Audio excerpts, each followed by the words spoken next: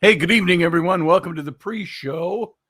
Excuse me. Clear that frog out of my throat. And still just getting a little set up here. We've got sound, so that's a good thing. Let's get our banners going. Boom. And let's get this one going too. Boom. There we are. I think we're ready to roll. We're all set over on Patreon. I posted that up a little late, so that's not going to come on until about 5 minutes after the top of the hour, but that's okay. So anybody going over there, that's when you'll see that. So welcome to everybody. This is the pre-show. If you're new here, the pre-show is the prelude to the real show, which starts at 3 minutes after the top of the hour. So welcome to the program, and we'll start in earnest. This is just kind of like the warm-up show, which is more just me getting buttons and levers pushed and making sure all the lights are blinking the right way. And we'll be heading off to radio here in just about a minute. So, hey, Randall Flagg. Hey, Michael, Viking Off-Roading. Take a sip here.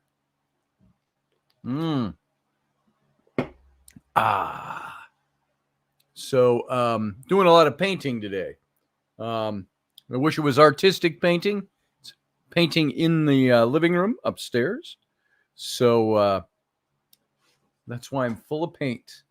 We got about 30 seconds and we go live. Let me get this thing in the right spot here. Boom. There we are. We got about 20 seconds. About 5 seconds or so, we'll go dark. Don't be distressed, anyone. We go dark, and then we come on live when we go on radio. So everybody sit tight. We'll be right back.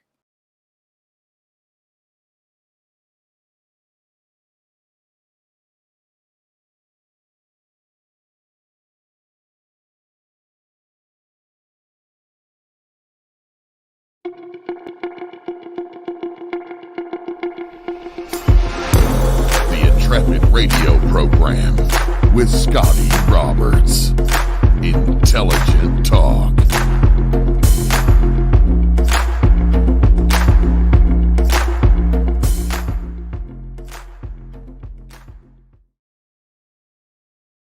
Hey, everyone. Welcome to the program. This is me, Scotty Roberts, your host of this here, my show, the Intrepid radio program, right here on Subspace Odyssey Radio. You can hear us in audio format only over at the radio station. That's odysseyradio.com, ODYSY radio.com.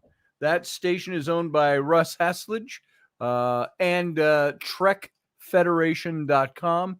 You want to go over and check out what they do, their community outreach, and check out all the other shows over on Subspace Odyssey Radio. So, or it's actually just Odyssey Radio is the website. So welcome tonight. And if you are sitting over on my YouTube, you know that this is the place to come for the simulcast in video and also to join the chat room. Now, sitting and watching my mug talk for an hour, that's not always the most enticing thing that's out there. But the beauty of this is you can join the chat room. That's where you can communicate with other members, other Intrepheads, other people of like thought, and come on in and join the chat if you haven't done that already. And also go over to my Patreon page. That page is a place where you can help support this show for as little as $4 a month. And that's about the price of a cup of coffee at Starbucks or someplace like that. And that helps us expand this show. So I appreciate it. And thank you in advance, as they all say. And I want to thank all of those of you who are already over there. And those of you filing in for tonight's show, you know, you can look at a topic like this where I am talking about the destruction of American values, the destruction of our kids, the fight or the battle, the struggle for winning the minds of our children. And that is what's going on. I'm going to talk about that a little more. We left off on that topic a couple of weeks ago when we were talking about stolen children, and meaning the children that are stolen by a collectivist political philosophy. And if you think this is not going on in our country right now, you would be mistaken. And you know what? This is stuff we've been talking about since I was in high school. I heard talk about this. Back in the pre-Reagan years, we heard talk of this. And we have seen it progressing slowly over the decades, the last 4.5 decades. And we've seen this kind of collective restructure. How do I want to put that? Let's go back to the fight over winning over the minds of our kids. They can't always win over the minds of adults, so they go for the kids. Now, there might not be in some of these people's minds, oh, I'm doing something horrendous. This is just my political philosophy. This is just what I believe. This is just what our institution here promotes. And we want to try to do this because we think this will make a better America, ergo, a better world. But what they are really doing is driving us down the path that in every other case in history has led to totalitarianism, to single-minded leadership, a single-minded thought, where you are not allowed to think the things you want to think, and your history goes along with that. And tell me now that you can look at our country and not find things that have been going on in the recent decade, even before that, that point to or are examples of attempts to eradicate our history, to do away with our history, to label our history as evil or something we shouldn't be proud of or something we should walk away from and be willing to walk away from. And I will tell you this, I'll be among the first that'll say, have we made mistakes in this country over our history? Yeah. Hell yeah, we have. Have the best parents out there? Parents? Let's look at that category for a second. It's like saying, I'm a parent, but I've never made a mistake. Parents make mistakes. But good parents are the parents that make mistakes, learn from it, move on, and evolve their family from it. That's where I think America has been, without the parental moniker over it, is that this country, yes, has made mistakes. We have committed atrocities of our own. We have done vile things in the name of expanding our country. We have treated people as commodities. Yes, all that has gone on, but we are still the very best place in the world to be, the very best place to raise our children, as up till now, especially, the very best place where there is freedom and liberty, and there is a constitution written by the people to set guarantees in place and protections in place to secure our God-given rights. Your view of God might be, see, this is all part of it. We got to put all these caveats in. Maybe you don't view that there's a God. I don't care. Doesn't matter. You can call it God-given rights. You can call it innate rights. You can call it human rights, whatever you want to call it. There are rights that we all have.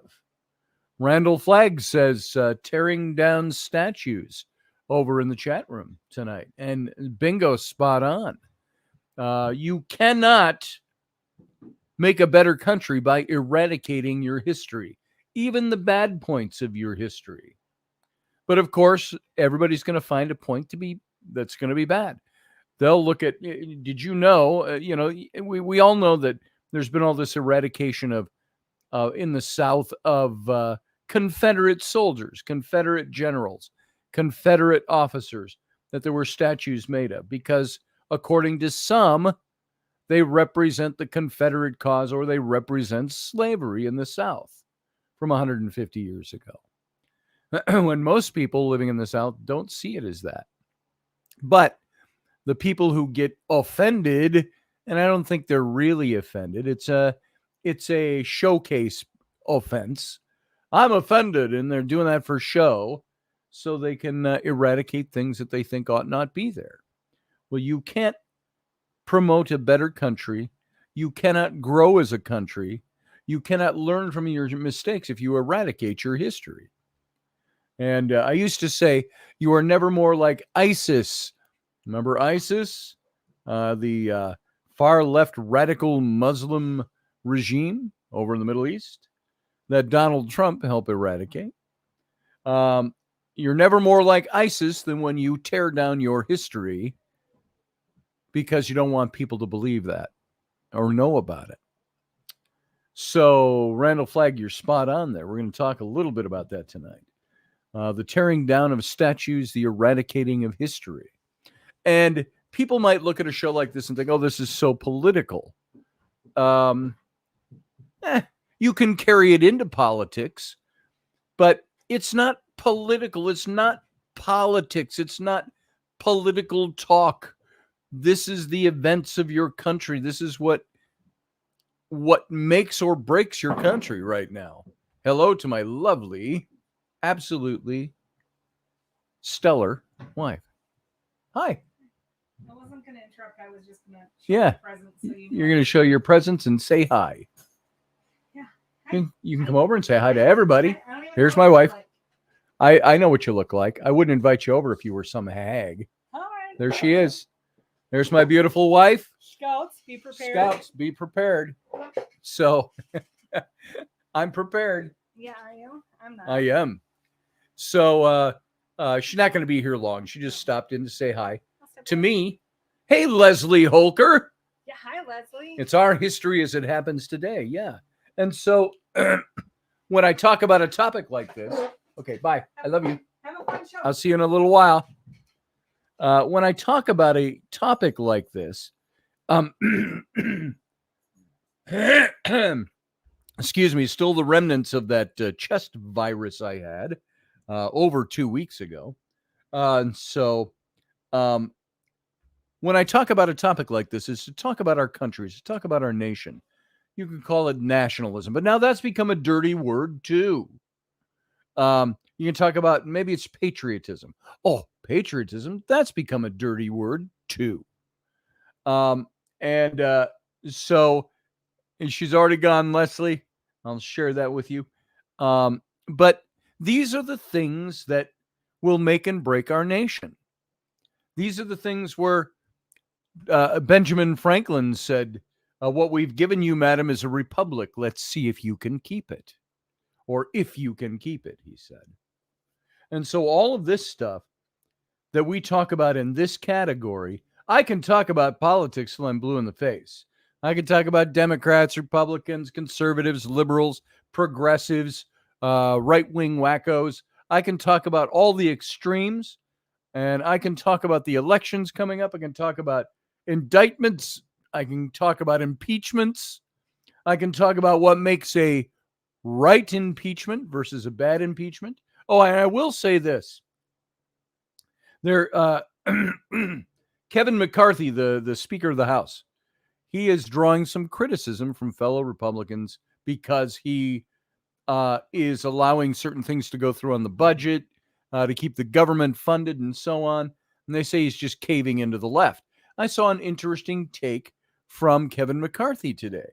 He said, no, I'm not doing anything like that. I'm not pushing to have that stuff done to go along with what I think is wrong in the Biden administration. He says, why I am standing with them is, he said, whenever there is a shutdown in government, he says that shuts down both sides of the aisle. And he said, we need to get these things accomplished. We need to get them done. He says, so if we have to push to vote for something that keeps the government funded for another month while we try to work out all the other stuff, he says, I'm going to support that. And he said, I support this because This is the way we work the best. We don't work the best when we're off the budget and we're sent home. We work the best when we're working. So that was his take. What do you think of that? I tended to agree with him. And so, if you got to give and take a little bit, you give and take so you can accomplish your goals. I think the Biden administration would love nothing more than the government to be shut down because then nobody's working on anything. And we're talking about Kevin McCarthy also added the border crisis. He says, if we have a shutdown in the budget, he says, that sends home all our border agents. Nobody's getting paid. And he said, do you want that? No. He says, so we have to do a give and take to make sure our borders stay safe. So on and so on and so on. Leslie says there are extremists on both sides. On one side, we have people who think themselves worthy of judging others like they're God. And on the other side, we have extremists who want government to control us. That's exactly it, Leslie. Exactly it. And so I wanted to look in and I wanted to jump back into this topic that I started over 2 weeks ago, talking about stolen children. And the context of stolen children is not, I'm not talking kidnapped children, pedophilia, anything like that. I am talking about kids that whose minds the left fights for.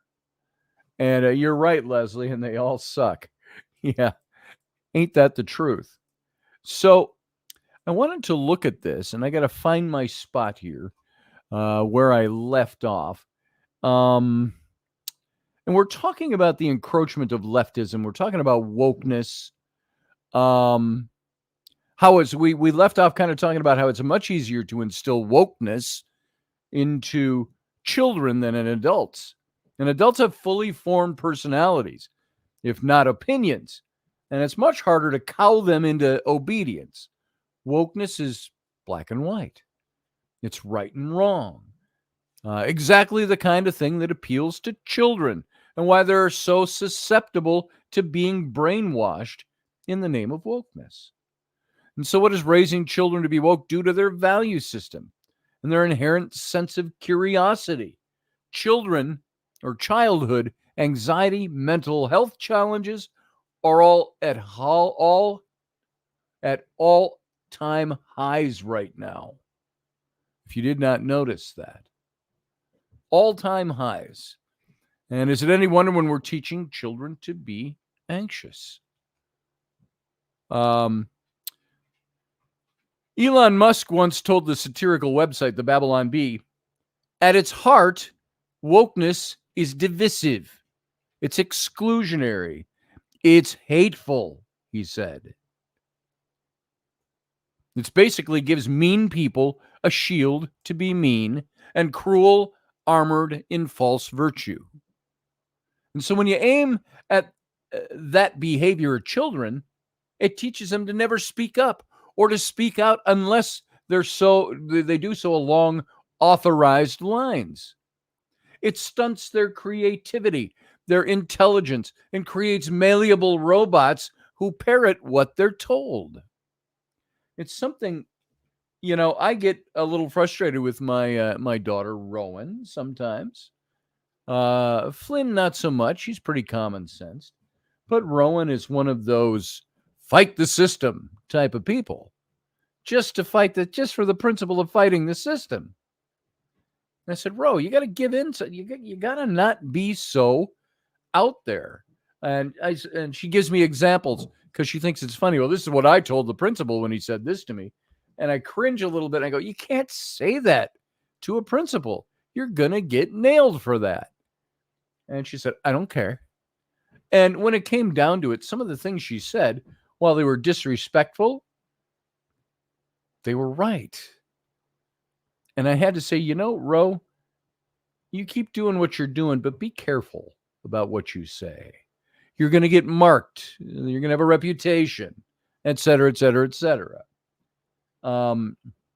Now, I wasn't a big rebellious kid in school, but as I got older, I bucked the system a little bit. It's like, I don't want to be told what to do.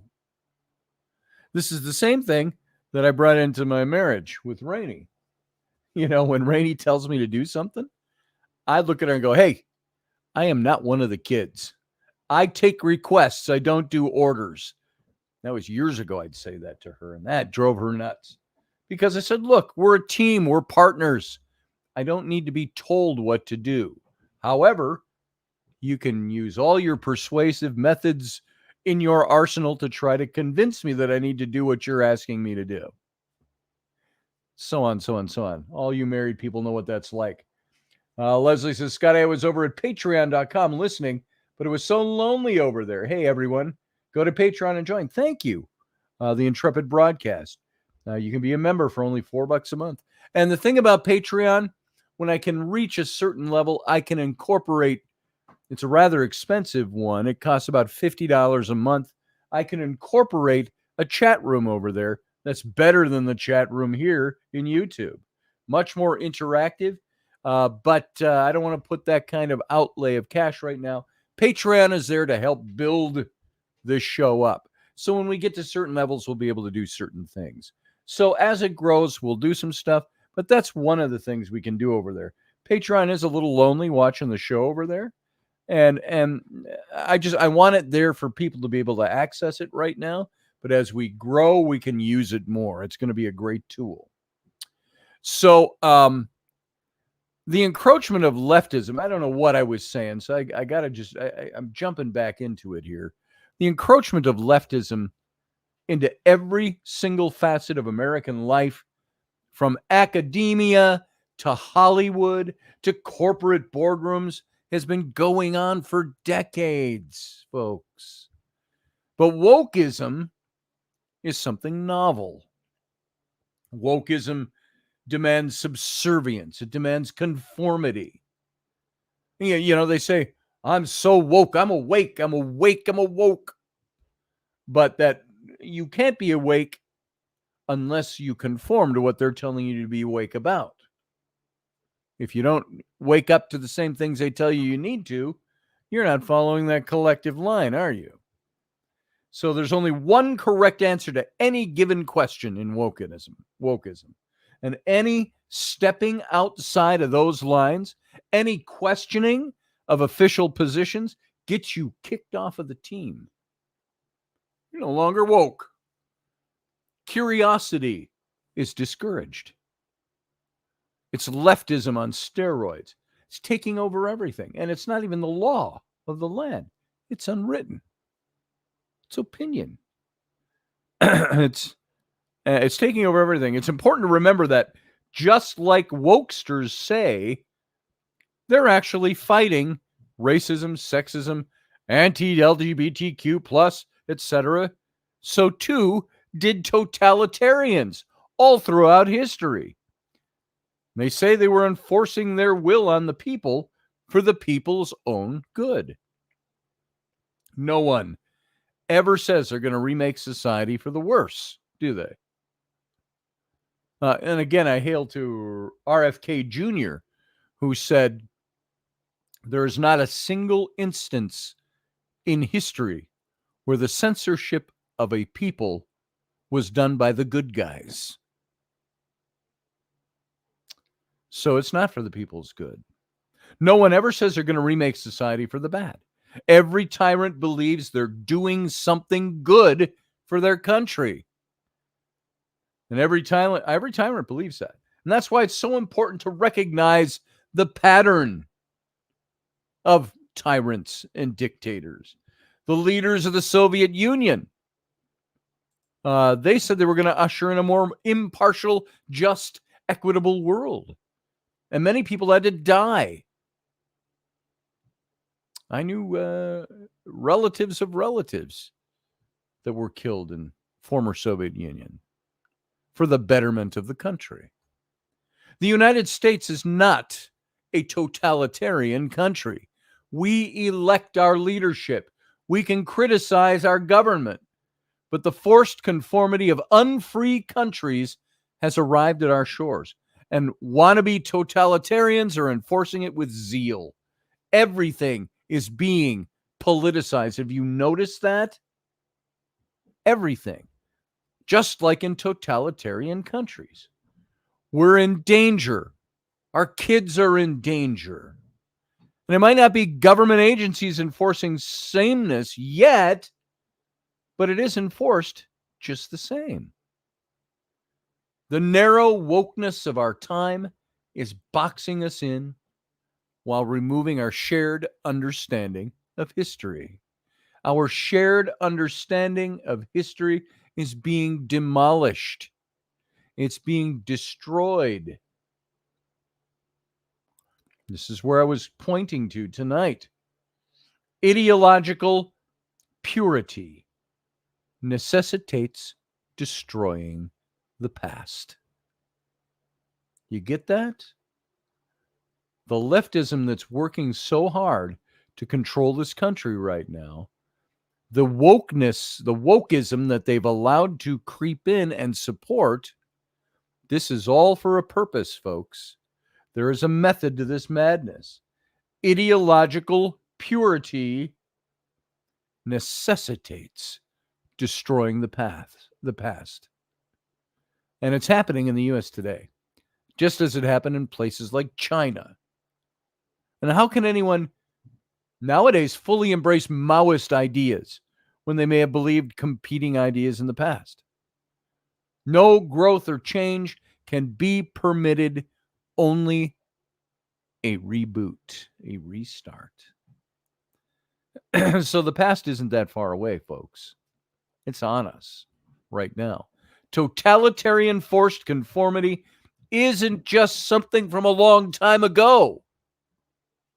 In China today, the Chinese Communist Party, the CCP, makes sure that its message is central in all of the arts, all their sports, all their policies, everything from entertainment all the way up the line to serious government. The China Media Project, which conducts specialized research and engagement around developments in the Chinese media landscape at the University of Hong Kong's Journalism and Media Studies Center, describes this as the main melody, quote unquote, the main melody. The term main melody, or Zhu Zhuanlu in Chinese, one form of Chinese, is frequently found in contemporary Chinese Communist Party discourse to describe activity in the cultural sphere, including media and journalism, that sticks to the main political line of the CCP, the Zhuanlu, the main melody.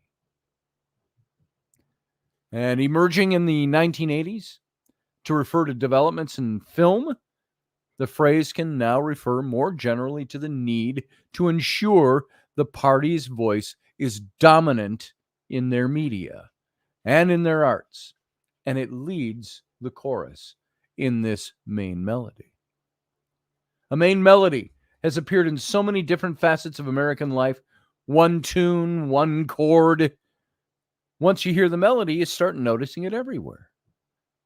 It's why cancel culture has accomplished wokeness, has accompanied wokeness on its ascent.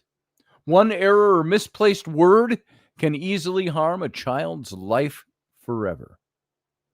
And in December of 2020, just almost 3 years ago, the New York Times featured a story by Dan Levin called "A Radical Slur," a viral video and a reckoning. In it, an 18-year-old sociopath, Jimmy Galligan, is allowed to destroy the life of a classmate, Mimi Groves, for using a racial slur when she was 15 years old. Groves had not directed the slur at anyone, but had used it for excited emphasis upon getting her driver's license. Galligan held on to the video until the time when it would do the most damage. His quote, "I wanted to get her where she would understand the severity of that word." Mr. Galligan, 18 years old, whose mother is black and father is white, said of the classmate who uttered the slur, Mimi Groves. He tucked the video away, deciding to post it publicly when the time was right. and get her. He did. Levin notes Ms. Groves, in a public Instagram post, urged people to protest, donate, sign a petition, rally, do something in support of the Black Lives Matter movement. It didn't matter. She had sinned against the gods of woke, and she would be punished. The New York Times, running a story about non-famous teenagers, is the same kind of ideological policing that's done by totalitarians. Behave how we want you to behave, or we will pummel you. You see similarities in wokeness and in cancel culture of today. Groves was kicked off her cheerleading squad, which is big when you're in high school, and withdrew from attending the University of Tennessee after immense pressure. And it wasn't enough that Galligan got to be the hero of the New York Times story. He was also you remember the story, the Pavlik story we told? Pavlik was somebody who in Soviet Union's past in a small village stood against what he saw, and he was chastised for it and condemned. So do you see that story? If you remember that, we talked about that a few weeks ago. I'm not going to go into it any deeper. Otherwise, I'll have to open up the whole story again and tell you what it was all about. But this guy was a Pavlik. He was proudly denouncing his family for the cause. And Levin writes this, his quote, shortly after his 18th birthday in July, Mr. Galligan asked his father, a former law enforcement officer, what he thought about white privilege. The final thing he said to me is that it doesn't exist, son. Mr. Galligan recalled. He then asked his father if he'd ever been scared while walking at night or while reaching into the glove box after getting pulled over by the police. He said his father had not. That is your white privilege, Mr. Galligan said. He told his father. We've always been a second chance country, liking nothing more than the comeback. I mean, hell, look at Darth Vader. Most evil character in the movies up to that point. He had a comeback. He had a redemption. So whether by a fallen Hollywood star or a bankrupt businessman, we like the comebacks. But this new woke religion doesn't have a mechanism for forgiveness or for compassion. There are no do-overs. People get canceled with speedy efficiency. Have you noticed that? A drastic departure from traditional American values and beliefs. Leslie says over in the chat room, if I ever had any white privilege, I'd sure as hell love someone to show me where. Another term created to divide us by bullshit. You're right, Leslie. I was told so many times, oh, you're saying that out of your white privilege. I'm like, we were not white privileged. And I'll tell them, how I grew up. I grew up as a single mom. She was raising, young mom in her 20s, raising 3 kids. We were latchkey kids. We were alive because our grandfather helped her. I'm sure that's why we weren't homeless and in poverty. And she worked as a waitress. And of course, this is in the 60s and the 70s when being a waitress meant you were making about $2.50 an hour tops plus tips. And of course, economy was different back then. And we were poor kids. We had a nice house, but we were poor kids. And we were a poor family. And I was told that despite all of that, oh, and by the way, my mom was on public assistance. We ate because she got public assistance. And we ate stuff like Swanson TV dinners, pot pies, stuff like that. She'd cook. My mom was a magnificent cook, but didn't have time to cook for all the 3 of us kids because she had to go out to work. as a waitress in a seedy bar. It was a nice bar over in Northeast Minneapolis. And so I recite that back when talking to somebody about white privilege. Yeah, well, none of that matters. You're white privilege because you don't get pulled over because of the color of your skin. And I said, no, but I can get pulled over because when I drove a junker, when I drove a car that was 13 years old and had rust on it because it's all I could afford when I was a younger man, I'd get pulled over. I was targeted for that. Hey, Barbie D, good to see you. Leslie says, I grew up in a small family farm with very little. We didn't know how little we had because we had love. There it is. And so none of that matters to the woke crowd, by the way. You're white privileged and you can't argue that fact. And there is instant judgment about that. So interestingly, loneliness is often a precursor to totalitarianism. In her 1951 book, The Origins of Totalitarianism, Hannah Arendt writes, what prepares men for totalitarian domination in the non-totalitarian world. Let me start that sentence over. What prepares men for totalitarian domination in the non-totalitarian world is the fact that loneliness, once a borderline experience, usually suffered in certain marginal social conditions like old age, has become an everyday experience of the ever-growing masses of our century. And so in many ways, our modern society has moved in the direction of segmentation, with loneliness being the effect of today's world. Look out there. Look who's trying? I say they. Look how they're trying to segment our society, chopping it apart into pieces. You're white privileged. America is ripe for totalitarianism because of this. Just like the societies that Arndt's book covers, they were ripe for totalitarianism. And in writing about Arndt's book, in his own 2020 book, Live Not by Lies, Rod Dreher notes, the political theorist wrote those words in the 1950s, a period we look back on as a golden age of community cohesion.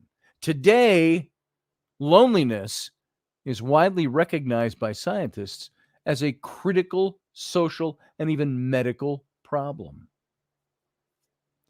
We're told that we have nothing in common with each other. We have no shared culture. We move even further away from each other and pretend there's no bond between us.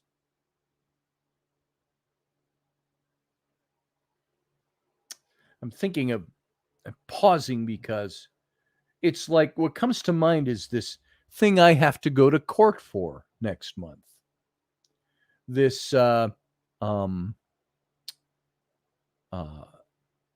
it's disturbing the peace, but I keep I got a mental block on that. I keep saying disturbing the peace. Disorderly conduct. Why did this disorderly conduct come? Because I confronted another parent about the behavior of their kid. Their middle school kid beating up my second grade girl. Not to a pulp or anything, but pushing her down, skinning her knees on the ground. Stuff like that.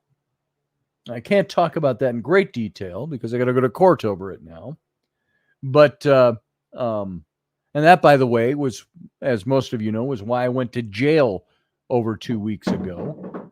I was given a summons, but they sent it to the wrong address.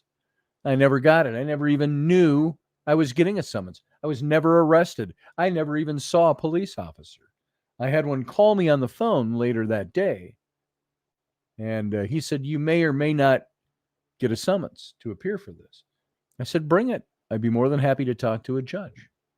Never heard about it again.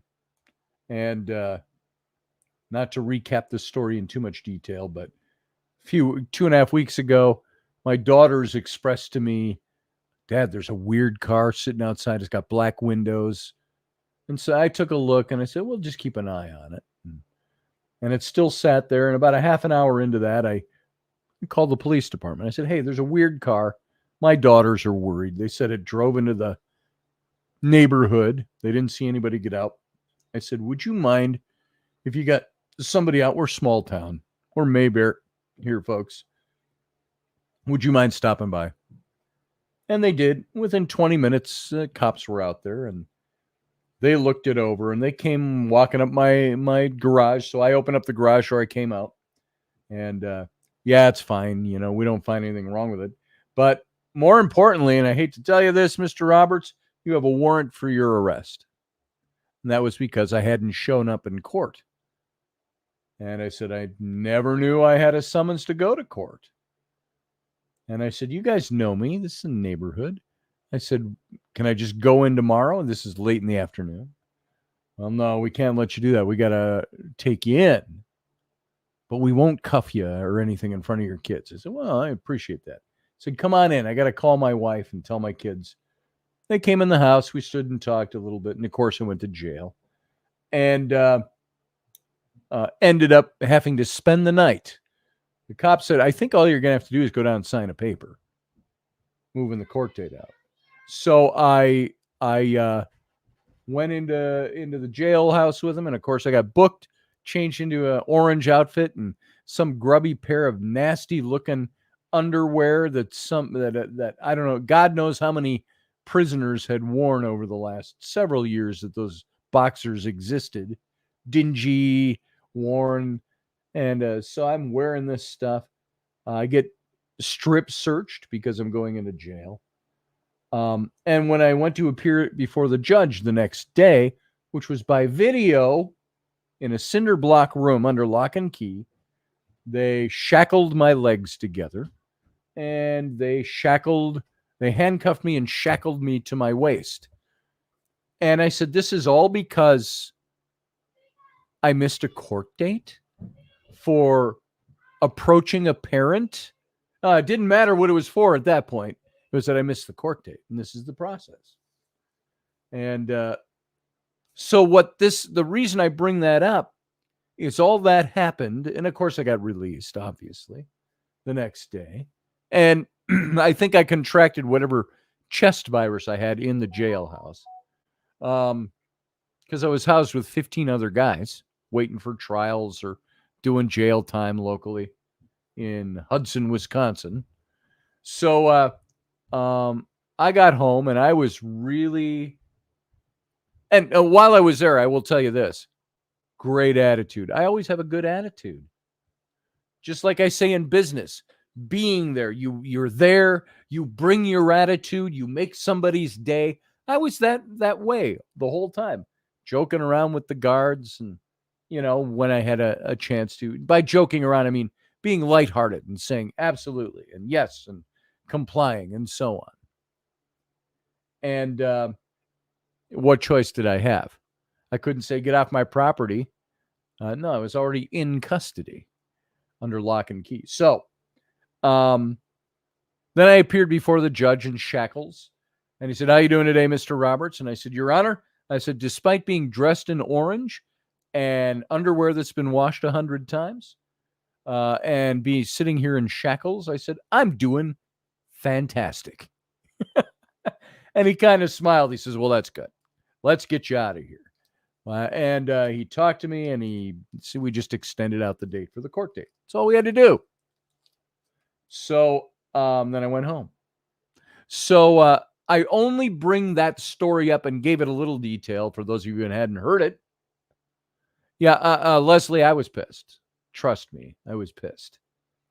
But it did me no good to be pissed there. I saw some guys that were pissed, and they got nothing.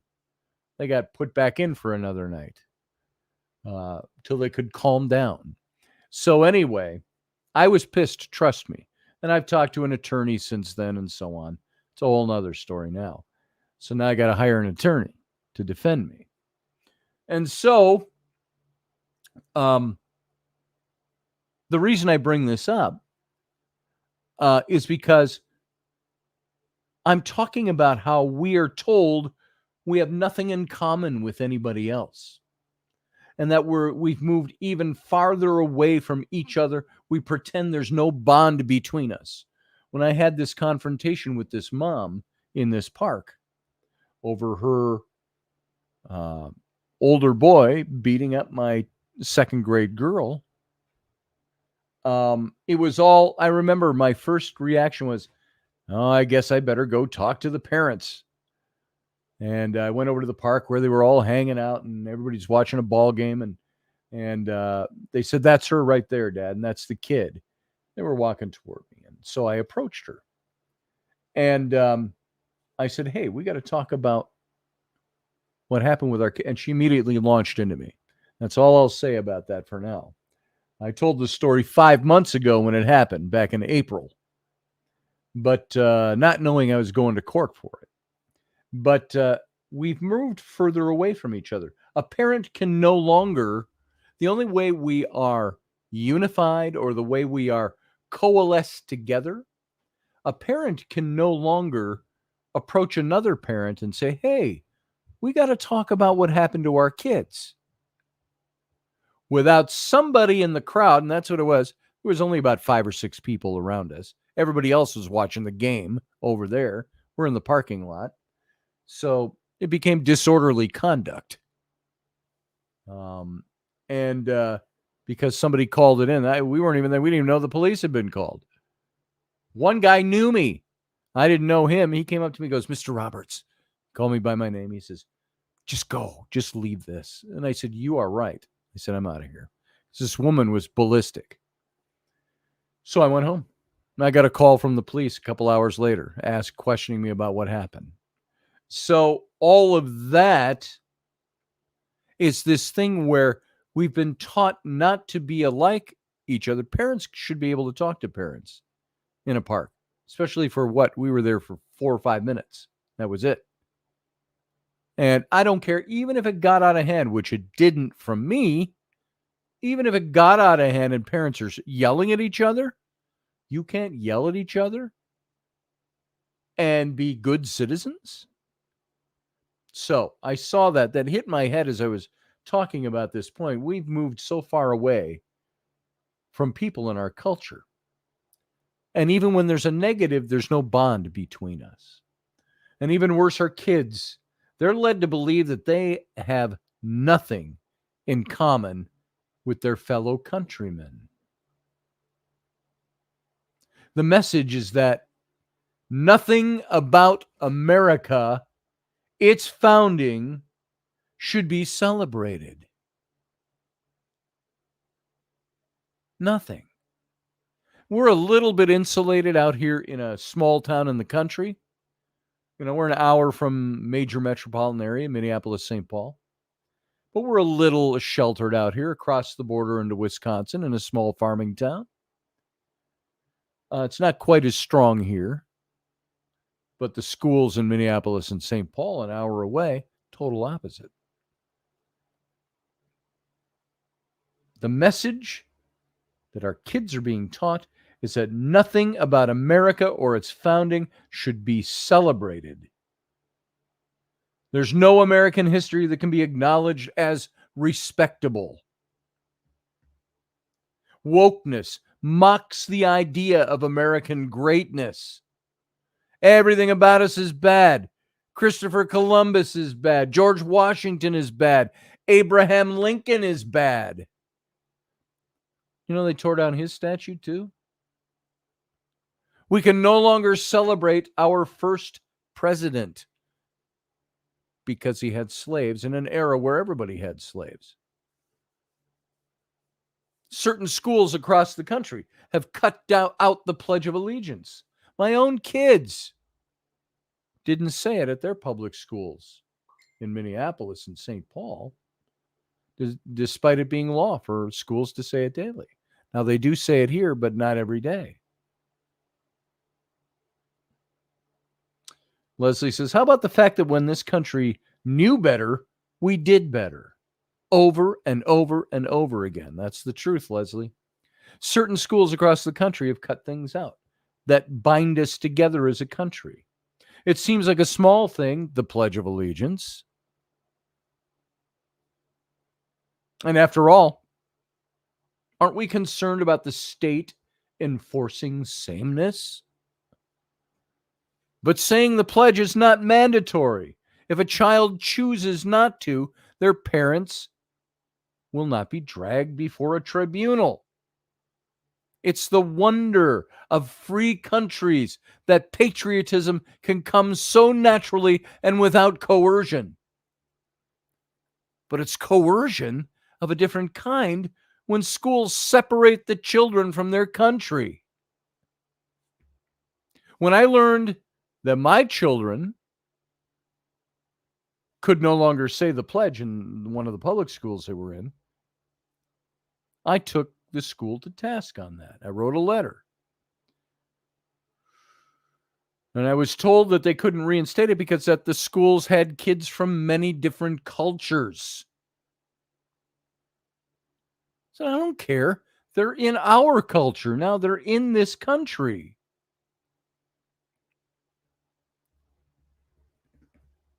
I knew people that were raised in the Soviet Union when I was a kid that knew the Pledge of Allegiance. It was the first English they learned.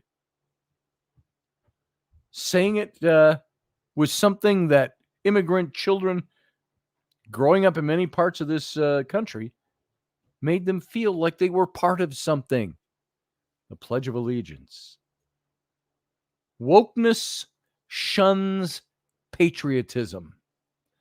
Teaching that our American experiment is not worth celebrating, that only our individual races and past cultures matter, and nothing else matters. American traditions are in trouble too. Columbus Day out the window. But the attack on Thanksgiving has been brewing for years. It's already not an idea limited to the fringe. Revisiting the racist history behind Thanksgiving was on the liberal website Salon in 2018. But by 2020, why I'm not celebrating Thanksgiving this year, 2 years later, was in Vogue, the 4th of July, Vogue magazine. The 4th of July will be on the chopping block at some point, too.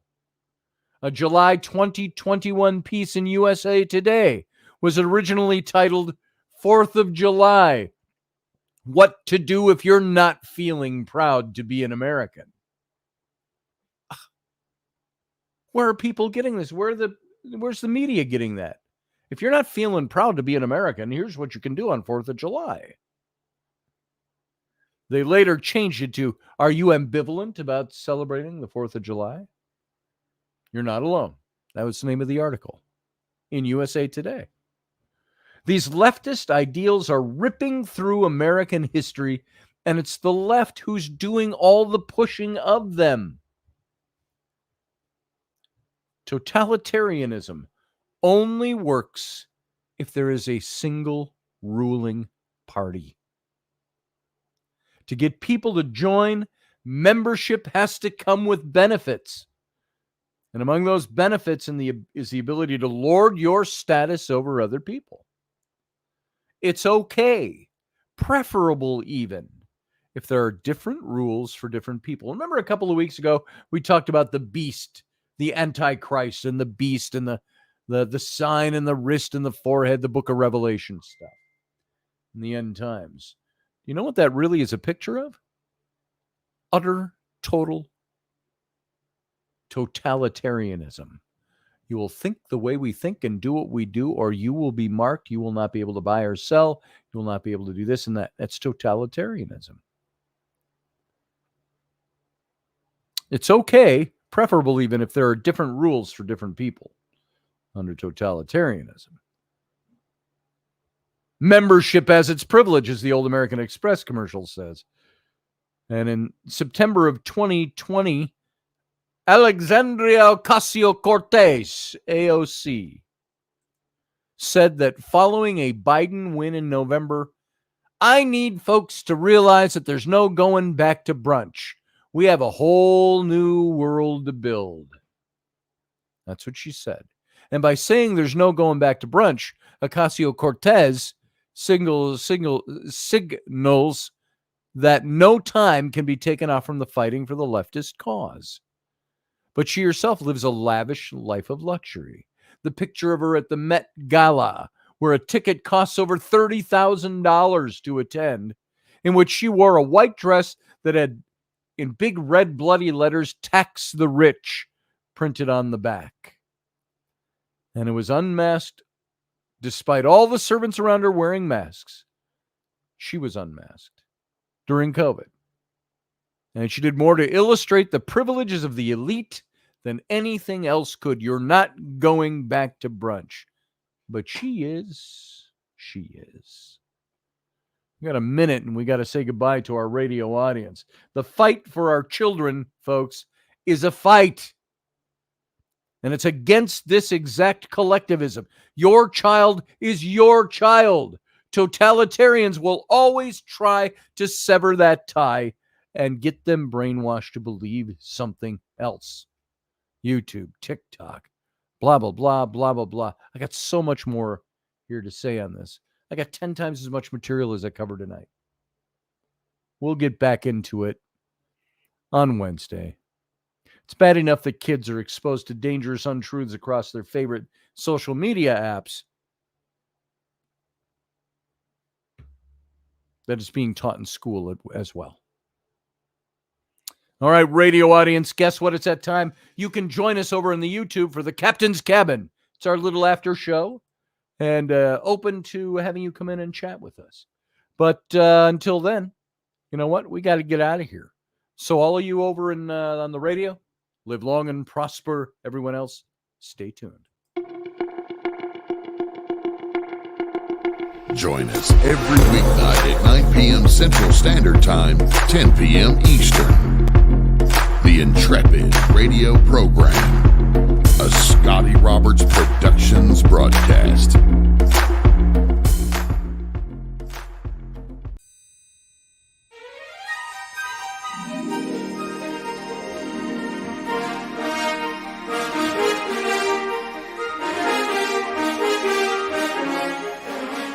Hey folks, this is Scotty Roberts, and this is the Intrepid Radio broadcast. I've been broadcasting for about 20 years now, covering such topics as science, politics, the paranormal, weird science, weird world history, archaeology, and the paranormal. Everything from ghosts to cryptids to creepy things that go bump in the night. So every week I bring you 3 new episodes. Come and join my channel and also be a patron to this site. So see the details below, and we'll see you here.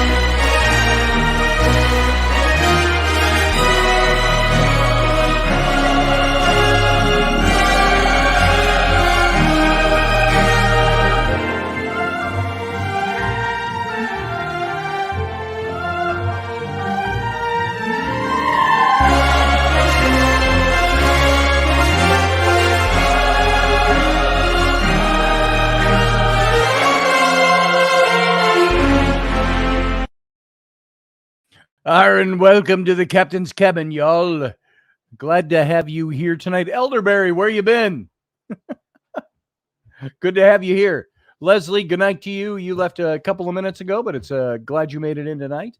Everybody that's here, welcome. Barbie D, Leslie Holker. Who else was here?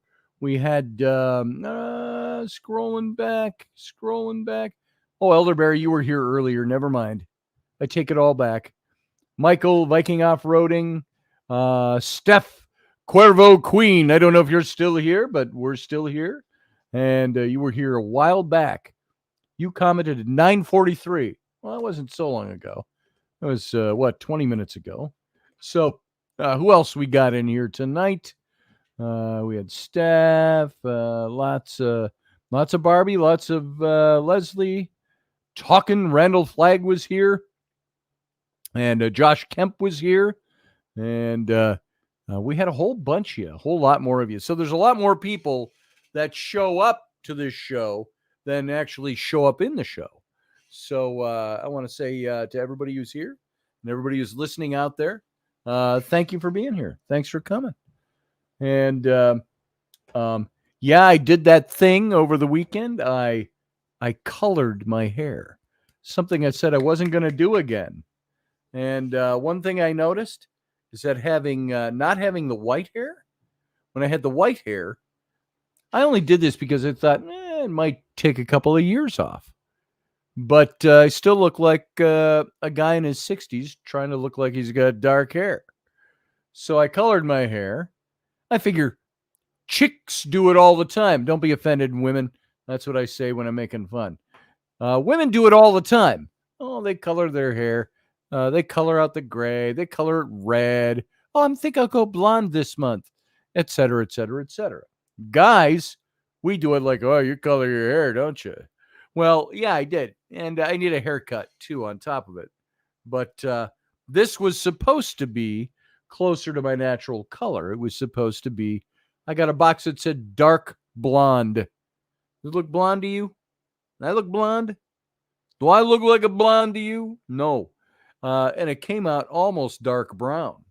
And I thought any blonder, I'd be goth. But so I got that going for me now. And one thing I noticed when my hair's white, you don't see how thin it is. Because, you got white hair and it kind of blends in with the white of my scalp, the top of my pate. And now that it's dark, you can see how thin it is. And you see the scalp right through everything. So did it make me look any younger? Did it peel years off? No. Just makes me look like an old guy who's balding. So there's that. Hey, Steph Cuervo Queen, you're still here. Right on. Elderberry's buffering. Or am I buffering? I don't know. I don't know which.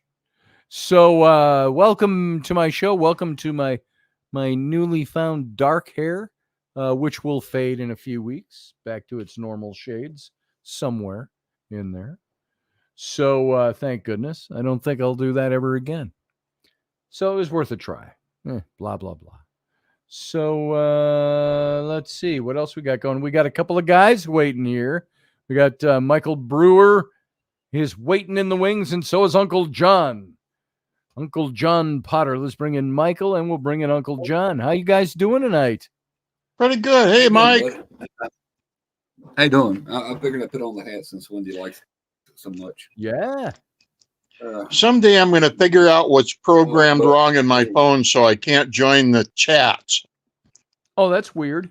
It always says error occurred. Yes. Steph, I bought that soap once. It's supposed to gradually darken your hair. I used the whole bar up after, 3 weeks or something? I didn't notice anything. I think you have to have dark hair to begin with or something for that. Uncle Dave was... Hey, you got the book, Michael. What about Uncle Dave, Uncle John? Uncle Dave was always jealous of me that he went dark or went gray in his 40s.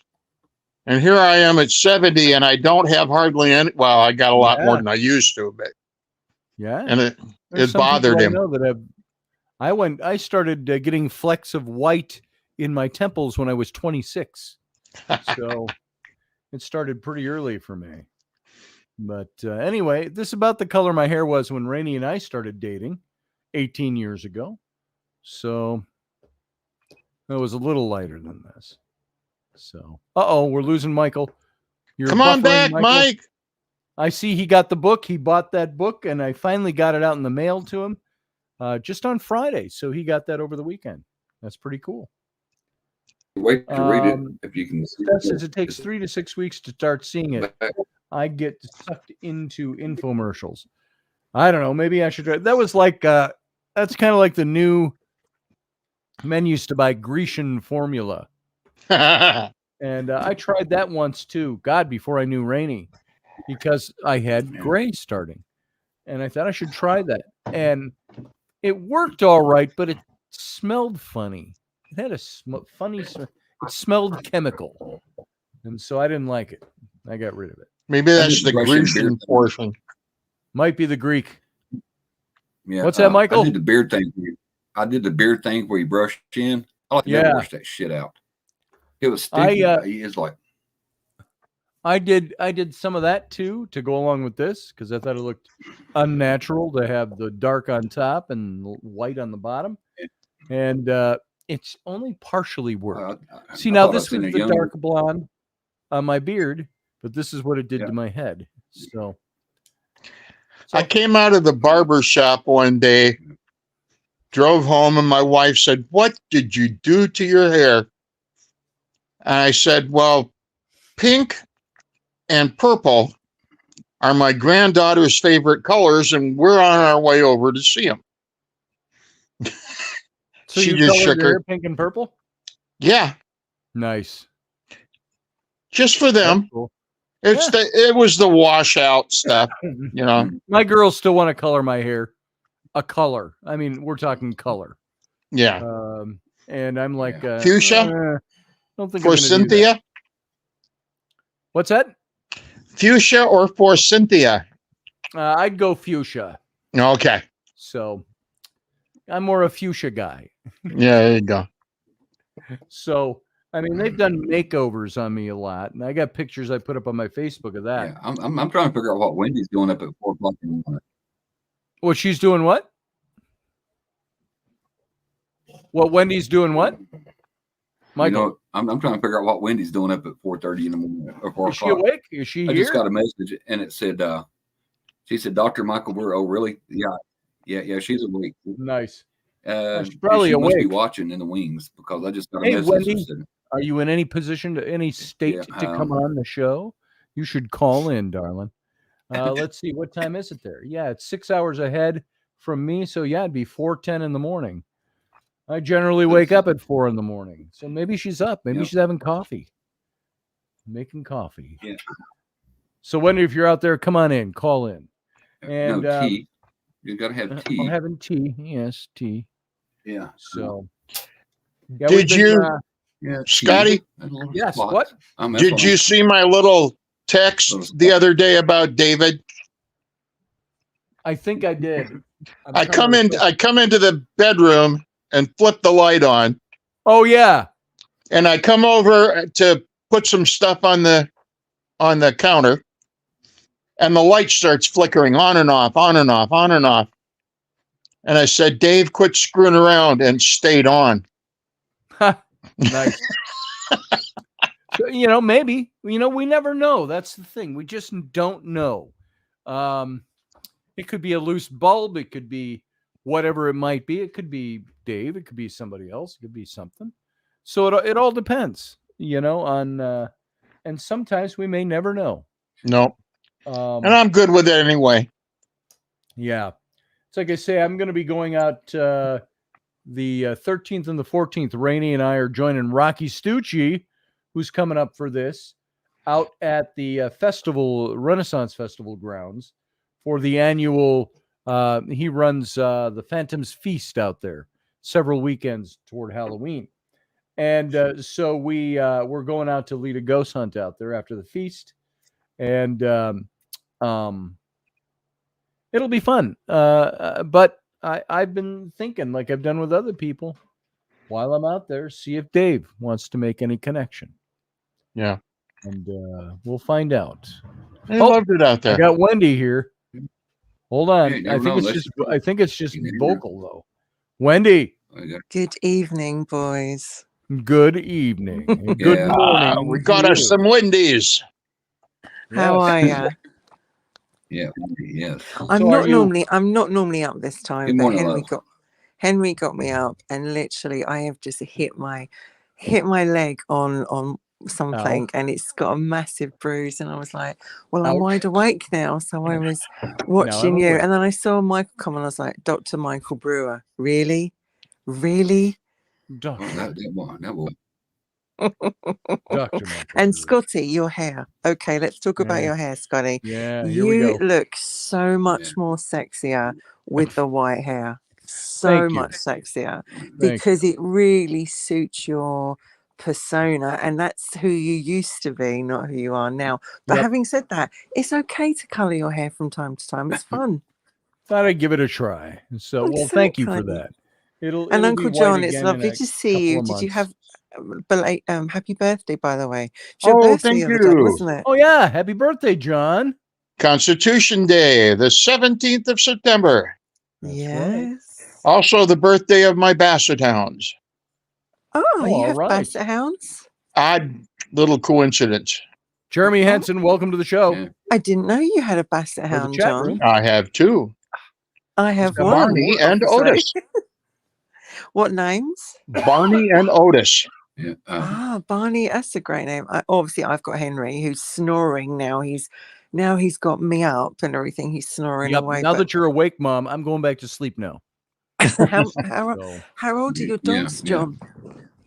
Say good luck with that. How old are your dogs, John? John, how old are your dogs? Oh, I'm sorry. They are a year old. Oh, is that all? They're So they're babies. pups. Yeah, they were puppies they're until the 1st or the 17th. Wow. Yeah. How this is the first time? Is this the first time you've had Basset Hounds? We have had a number of Bassets. Our first was Dixie, and then we had Lily and Gunner. Great names. Yeah, Yeah. Gunner was from a rescue. Yeah. And he already had the name Gunner, and we were fine with it. So I no named sense confusing him. Henry after my favourite king, Henry VIII. Ah, And so his full name is Henry Tudor. And sometimes when we go to the vet, they go, Henry Tudor, Henry Tudor. Nice. It's like Beulah, Bueller, you know. Mhm. It's like Henry Tudor. Tudor. Nice. But I was watching the show tonight, bits and pieces of it, and it was good to see you in your element, Scotty. Why, thank you. Here, you mean in the radio show? Yeah, like I was watching it a bit tonight. Normally I'm not up this time, but as I said, Henry got me up, and then I hit my leg, and I've got this huge bruise coming. But and then Michael was like, Wendy's up, and I was like, okay, I'll say hello. I'm glad that you came in to say hello. Yeah, I was like, So- Dr. Michael, doctor of what, Michael? What are your doctor of? What's your doctor did there, brother? BS. Yeah, Doctor BS. oh, He's got a BS. Well, that's good. That's like I think he means partway there. bullshit. Yeah. Yeah. Pretty much. Well. Right now, I was going to say, talking about puppies. You know, everybody knows that Wendy has Henry. She's adopted Poseidon, the 1-year-old male pit bull that's here. So that's American bully, Poseidon's actually. English Thank mom, you. and He's a bully, American bully. yeah, we got to be. And so when we go to puppy school, everybody knows that Poseidon has an English mom, so he has to be real proper. And there's this like long-haired golden retriever, whatever this dog is. This dog makes me and him look like Jethro. You know, they tell this dog to sit. This dog will sit there for like 9 days. I tell him to say it's lucky to get 9 seconds.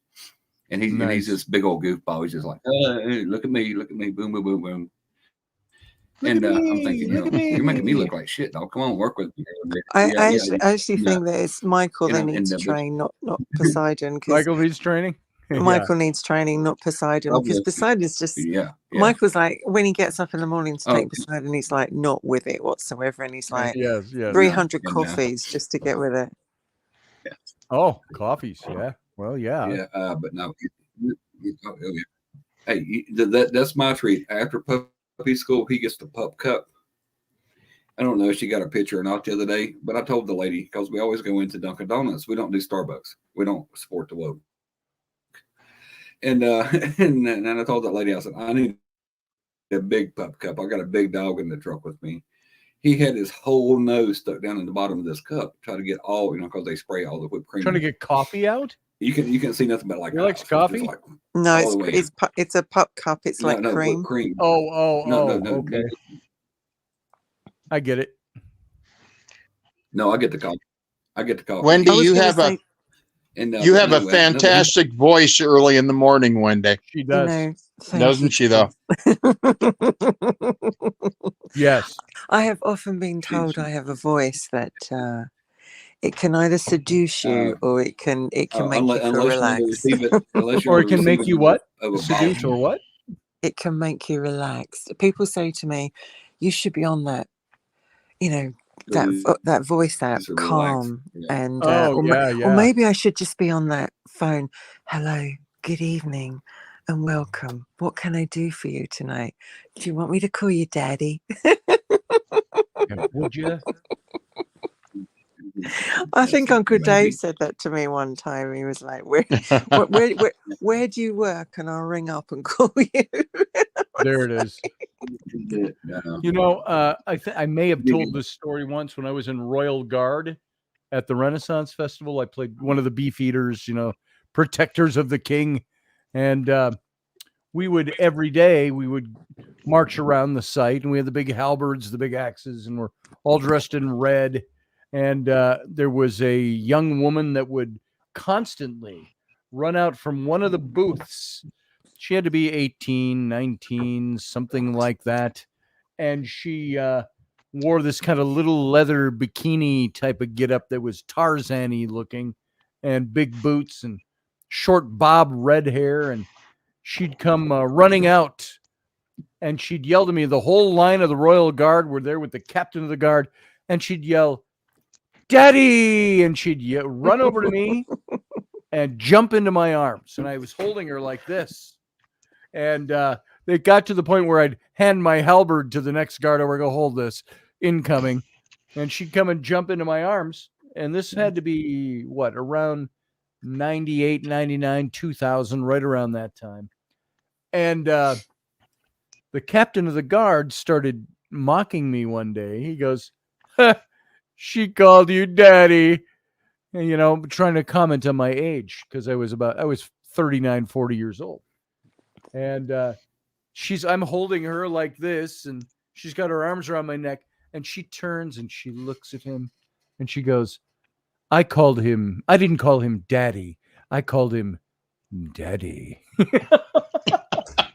It's weird, isn't it? That Daddy, when a woman says, hey, Daddy, but if a guy says Mummy, like if the guy's trying to get sexy with you and he starts calling you Mummy, hey, Mommy, I sure like those lace panties on you. It doesn't work. No, that just doesn't work. No. Freud would have a field day over that. Oh, yeah. No. Say, do you have starch in your knickers? Like, I remember when Hugh Grant did. Where is my Hugh Grant glasses at? Hugh Grant did that scene in Bridget later. Jones. Yes. And he goes down, he finds her pants, and he goes, oh, please tell me you're wearing those big panties. And he goes, oh, hello, Mummy. And it sounded really sexy when he does it, but it doesn't with hey, Joyce, are you serious? No. I dated a girl very briefly in high school who decided she wanted to call me Daddy, and I was so creeped out I dumped her. Joyce says you have a money voice, Wendy. Well, that's a very nice compliment. Thank you very much. That goes back to the 1-900 verse.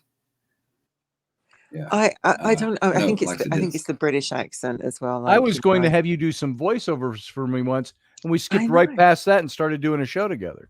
Do you know? And it's weird because a friend of mine, Barnaby, he asked me to do an audiobook, and it was kind of a 50 Shades kind of grey audiobook.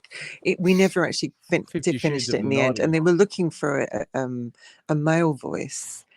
A male English voice to come on and do it, and you just think like, I don't know how I would have kept it straight, because some of the stuff he sent me to read, I was like, "You're serious, right? You want me to say this?"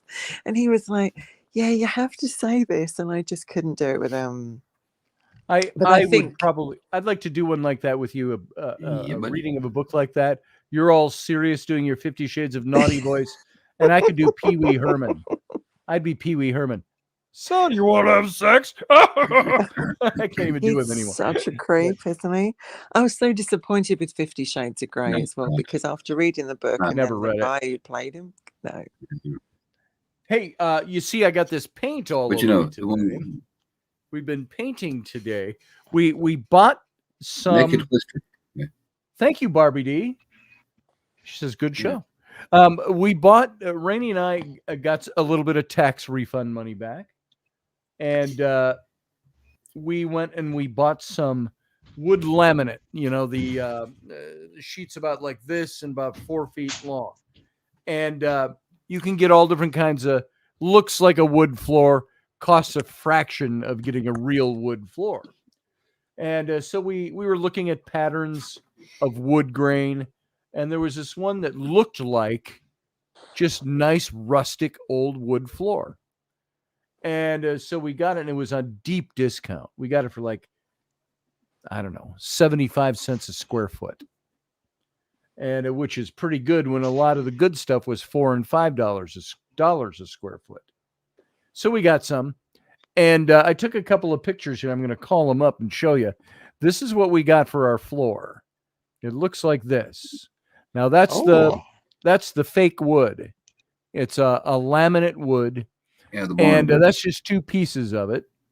And we had to strip down the whole room first, though, which we did yesterday.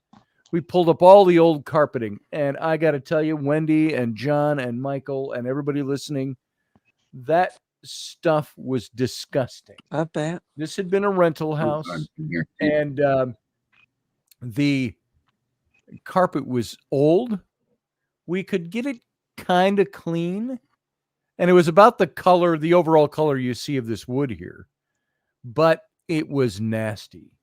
And we'd start walking in the house lately when it got humid outside for the summer. You could smell that. And every kind of dog or cat and smoke, they used to smoke in the house, and spilled stuff, and it was just, we'd light incense because of the carpet.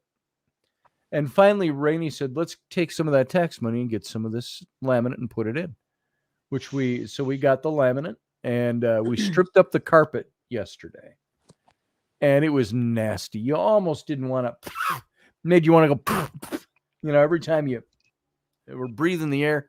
And that powdery, like baking soda based type of stuff you can sprinkle on rugs to freshen them up, and then you vacuum and so on. There were so many years of layers of that shit underneath the rug into the padding, and we lift the padding up, and some of it would just shred.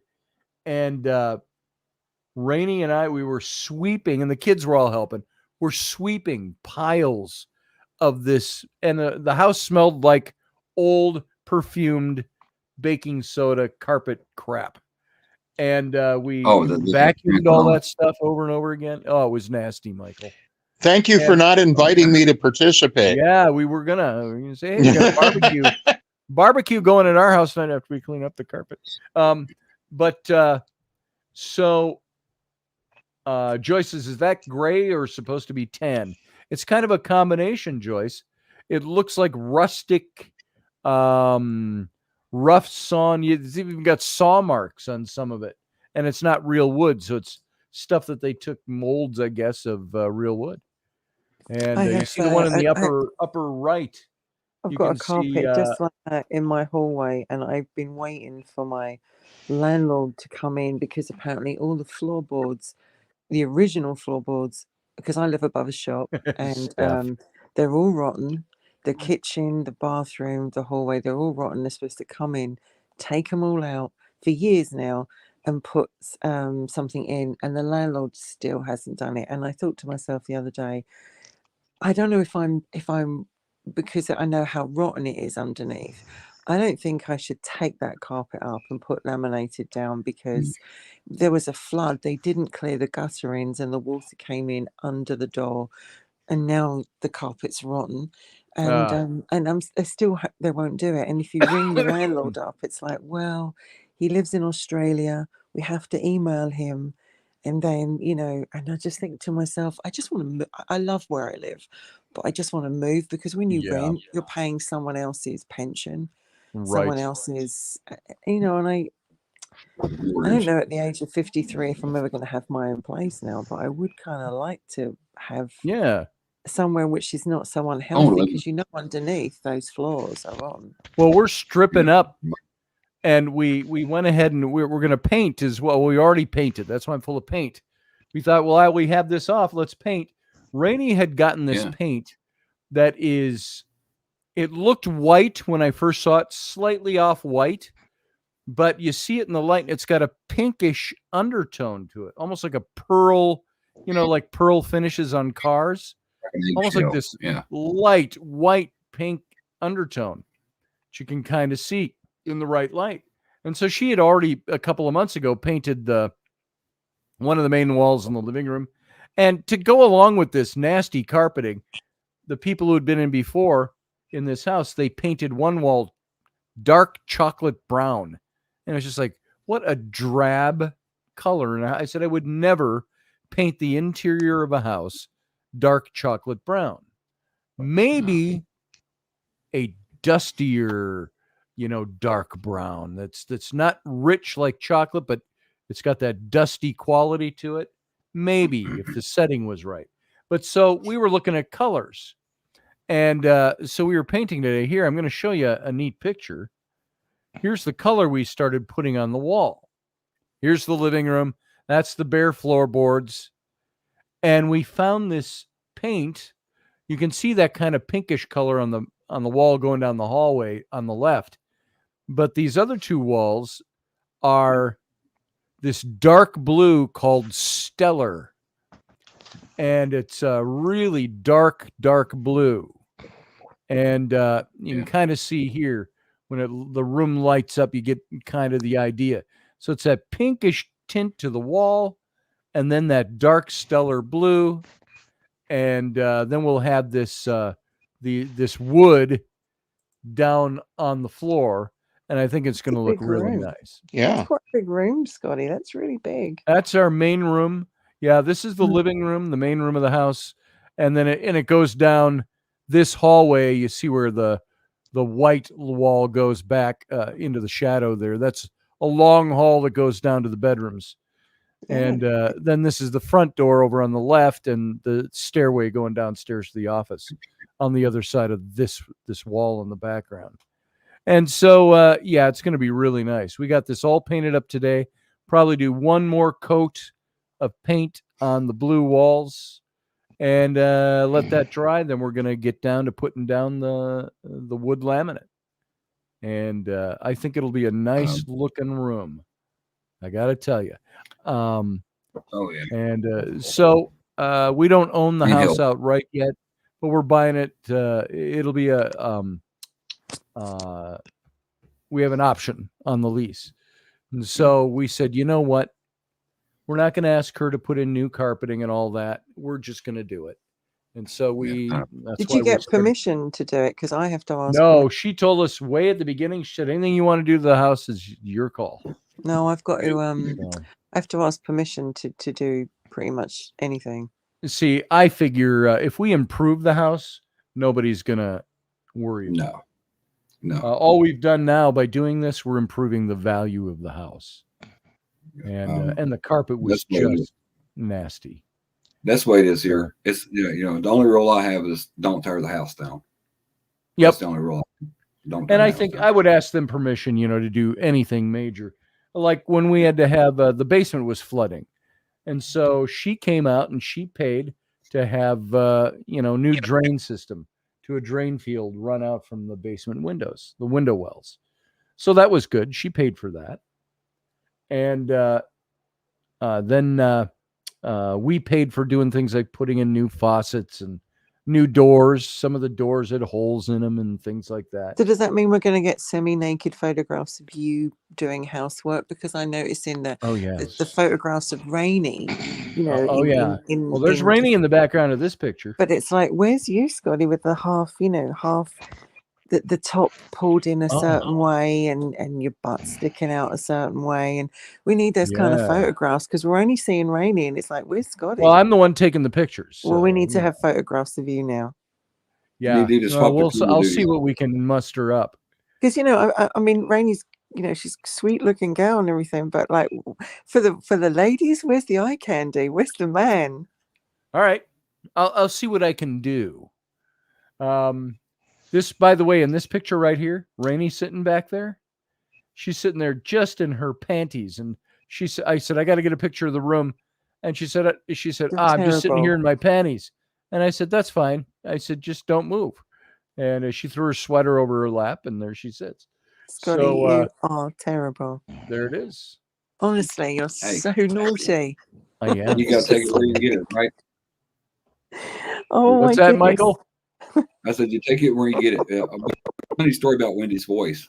When I first started talking to Wendy and I had left the VA, and I was in the hospital, and she had left me a voicemail, and I pulled it up and I was listening to it, and my neighbor was driving me home, and she said, "What are you going to do?" I said, "I'm going to go home and take care of myself like she told me to," and she said, "Her voice, she said her voice, and another woman had commented, no wonder you're going to go home and do what she said. She said her voice is just something different. And she said, what was it? She said, what was it? Because I told you it was something like, was it sultry, something another? She said it. She said it was sultry. And the thing about my voice is that it got deeper because I suffered with endometriosis, and they put me on steroids for some time to actually bring it into line, and it changed my voice. So for years I didn't like my voice because I thought, God, it's too low or whatever. But now people rave about it. They go, oh my God, you've got such a sexy voice, you should I'm like, really? Yeah. Yeah, really. Well, I but hope I think so, it has to do with the British accent. Well, potentially. It does. And it's about the British accent. And I just think all of them cute. Even her mom's accent. I love her mom's accent. Her mom's accent is so sweet. Oh yeah. She's got the even when she's fussing. Dignified elderly she's very British different, lady, isn't she? Yeah. And as I said, I'm not normally up at this time, so it. my voice is very deep this morning. And I'm like, I thought I'd just come on and say hello, and also to remind everybody that next week, fingers crossed, 26th of September, I will be back with Scotty doing Roberts and Robertson. Yes. And we have a really good show lined up because we do. I have two British guests that are coming on. One is an author who wrote One Autumn in Whitechapel, and he is a Jack the Ripper kind of aficionado, you could say. He is. And then we have my friend Jack coming on as well, who does the Jack the Ripper tour.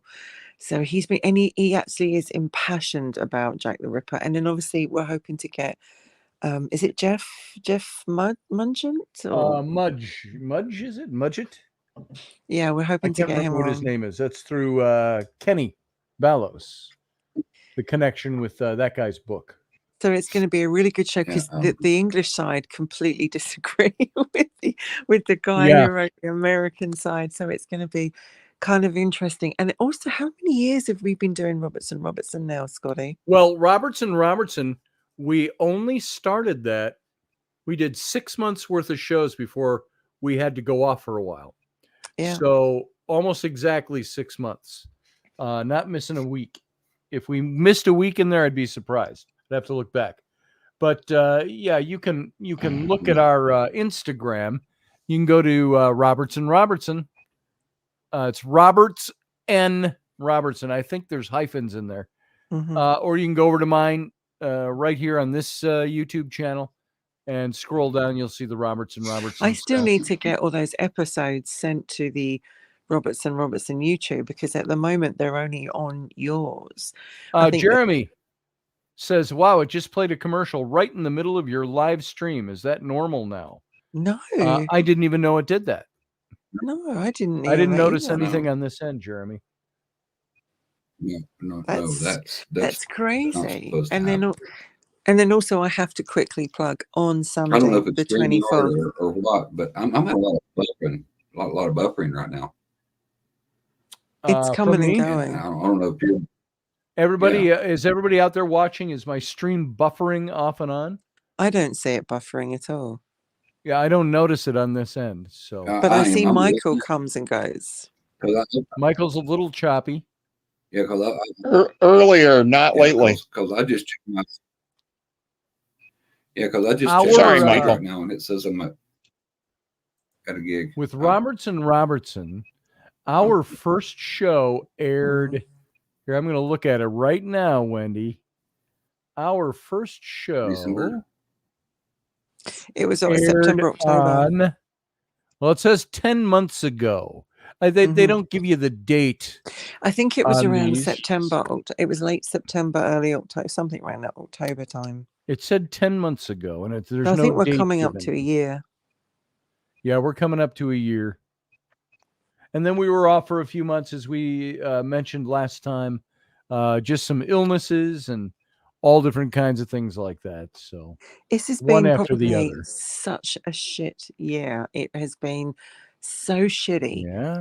I mean, to lose Uncle Dave as well during that point, but it's like it has been a shit year, and I cannot wait. It has. For it to go, and there's been some great things happen. You know, you've met new people. You know, and there's been some wonderful things that have happened. But predominantly, it's been a terrible year. I hate it. I can't wait for it to go. And normally I travel across the ocean, and people say, "Were you coming out to Calgary this year?" And I'm like, "No, I'm stuck here in the UK for a while because I just can't afford to." I'm stuck here in the UK. I can't afford to travel, which is understandable. I can't. Yeah, someone can travel, but he doesn't. Obviously, we've got to cross all the T's and I's. I'm expired. Yeah. Somebody's. Oh, you need to get your passport back. Okay, folks. You get your passport. Yeah. Go ahead, Michael.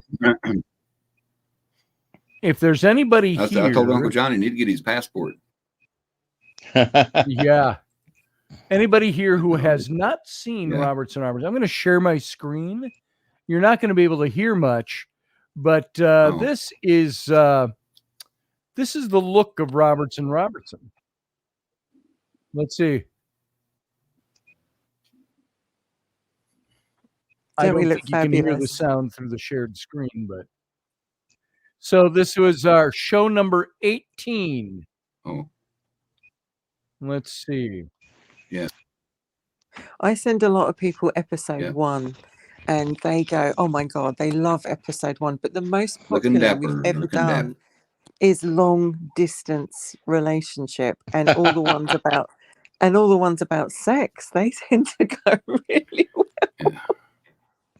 Here we go. There's prepping for the show. Look Scotty at that going, lower your top. Yeah. Wendy, you got to tip your camera down a little bit. Put the girls up. So that's up. A little taste of Robertson right there.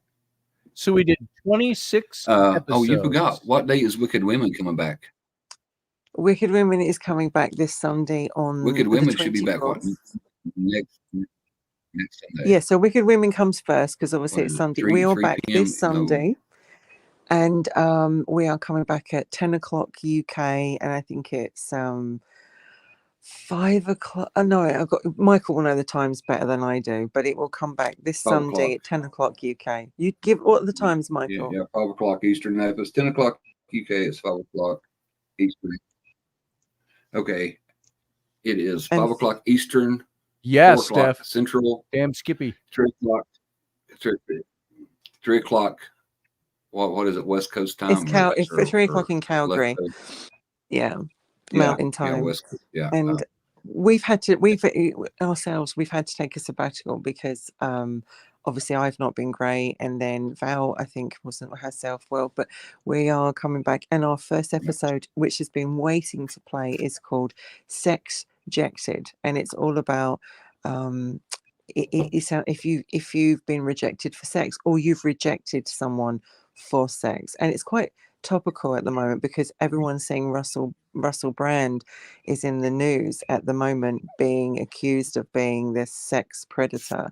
That's because they're trying to take him down. Absolutely, and he's been very promiscuous. He's always talked about how promiscuous he's been. You only have to read his book, My Bookie Book, to read. And I'm not saying that he hasn't had dark moments in his past, but he's been very open. But isn't it sunny? All of a sudden, he's got 4.6 million on his YouTube, and he talks against the narrative, and the next thing you know, he's got this going against him, and this is really serious because now it's gone to the police, and the police have it on record, and they've actually postponed his tour. This is a man who's got 2 children.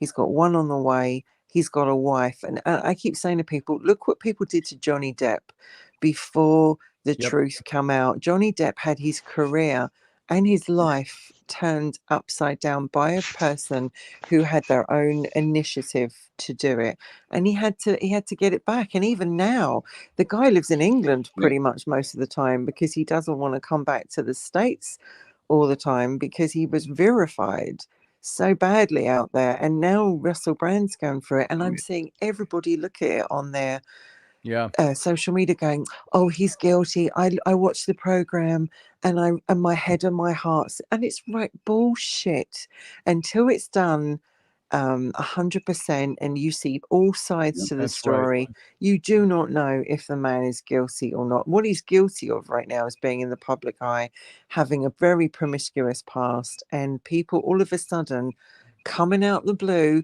Why did they not come out years ago when he hit fame? Why did they not come out then? And all of a sudden, Jeremy Hansen said it perfectly.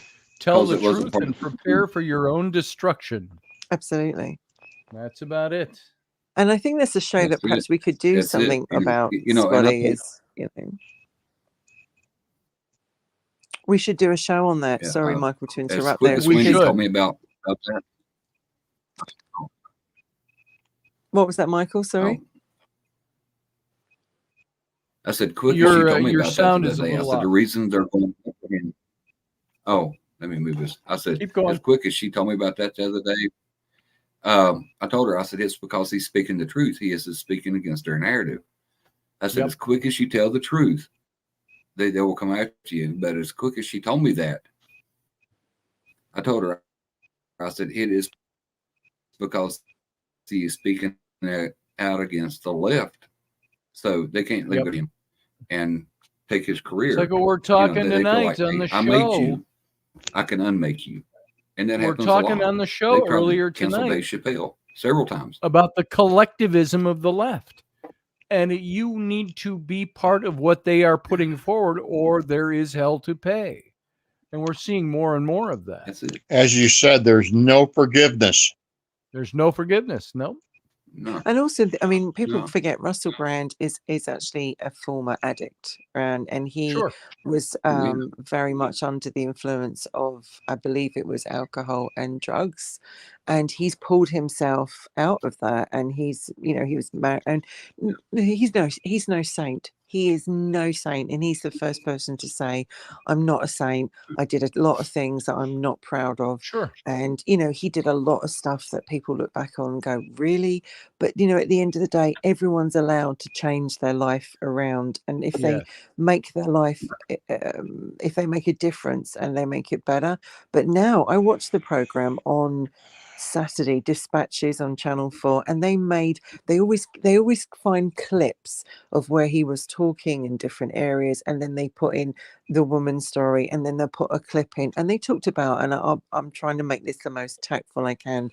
He talks about when he likes a blowjob, which is given, and which makes your mascara run. That is a joke that he did many years ago on TV. Yeah. And then a woman comes on, and she's in the dark, and she's saying, he forced himself down my throat until my mascara run. And I just thought, you know, when you watch the show, you just thought, you know, and I saw what they did to Johnny Depp. They literally ripped that man. And now, of course, he's been found to be innocent. And everyone's like, well, of course, we already knew that. No, you didn't.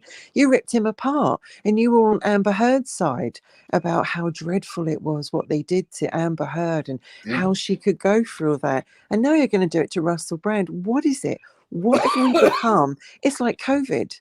When COVID happened, if you didn't have the vaccination, you were scum.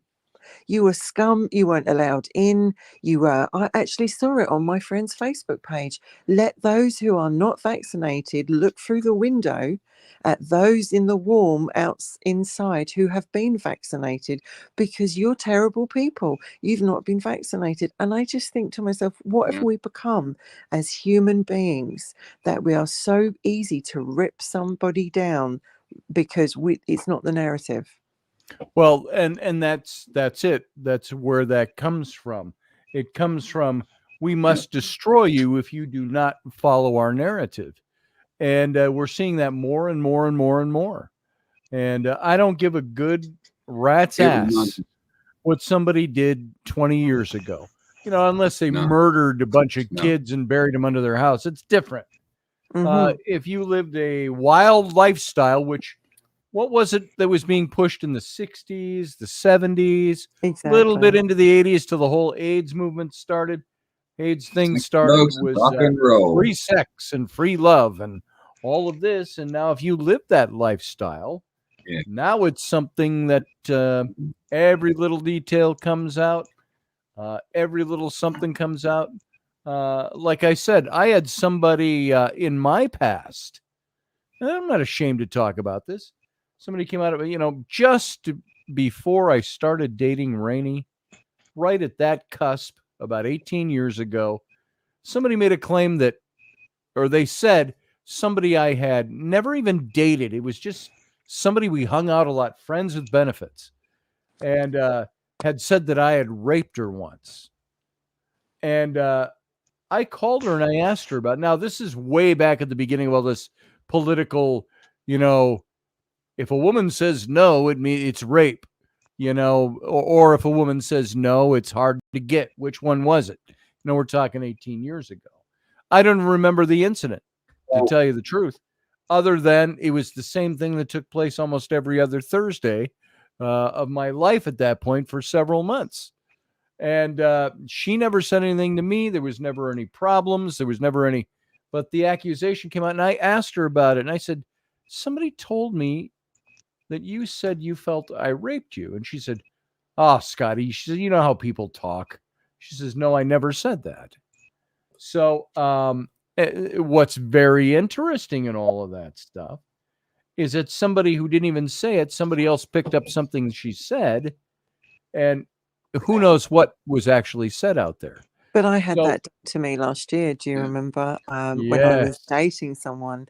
They were like, you violated me. And I was like, oh, excuse me, what? And it's like, so I went through that last year, and it really affected me mentally. And it because I was like, oh my God. And I think this is a show that perhaps you and I should look at, and we should perhaps look about your example, what happened to me, and then you can, you know, with Russell and with Johnny, and I'm sure there's other people out there as well that have had been accused of doing something, and none of us are innocent, none of us are saints. We've all fucked up, we've all done things in our past that we're not proud of, but I think you have to own your shit, and you have to say, look, that's what I did then. But I mean, unless, as you say, unless you're like molesting children and or killing, there's things that obviously cross the line.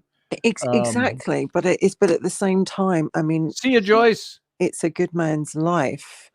And then she said, "Oh, I feel sick watching him on his show now and how." And if you actually watch Russell Brand, he actually doesn't say anything. He leaves it to you to make a decision whether you are. And it doesn't make me sick just because somebody came out with an accusation.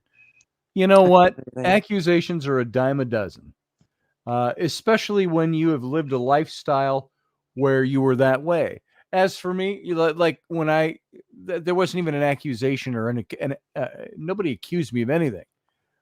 It bothered me for a half a minute that somebody would have circulated, because I was just never that way.